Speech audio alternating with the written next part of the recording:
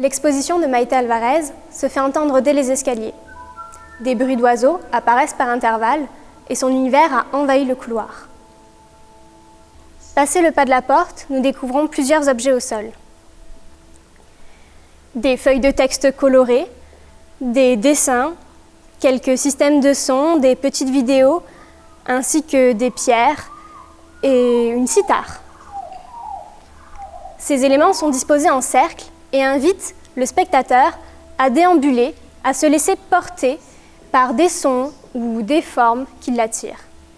Un peu plus en hauteur, on découvre un magnifique harmonium, ainsi qu'un livre aux signes intrigants et une installation dont on peut distinguer le mécanisme en levant les yeux. Cet espace est un espace plein de traces. En effet, le travail de Maïté Alvarez s'articule autour de la question de la chorégraphie, c'est-à-dire la relation entre un geste et son écriture, entre un tracé et son mouvement.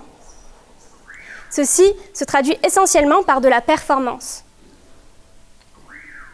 Maïté Alvarez laisse donc le spectateur devant un ensemble de témoignages de performances passées et des installations pour des performances futures. Plusieurs œuvres sont présentes dans la salle. Mon coup de cœur, c'est une édition qui se nomme Dandé. C'est le résultat d'un projet mené durant 1 mois dans une école primaire avec une classe de CM1.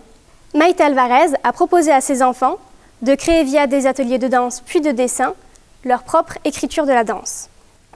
En première page, on trouve toujours la description du mouvement ainsi qu'un nom. Ce nom est né d'un mélange de langues, puisque les enfants qui ont participé avaient tous la particularité d'être primo-arrivants et donc de posséder une autre langue maternelle que le français. Ce qui donne des noms aux sonorités amusantes et surtout poétiques. Derrière la page, on découvre le dessin du geste, du pas de danse. Les couleurs ainsi que les outils de dessin ont été choisis pour pouvoir représenter le plus justement la vitesse, les émotions ou l'intensité du pas de danse. Nous voilà devant une notation chorégraphique faite pour des enfants, par des enfants, mais pas que.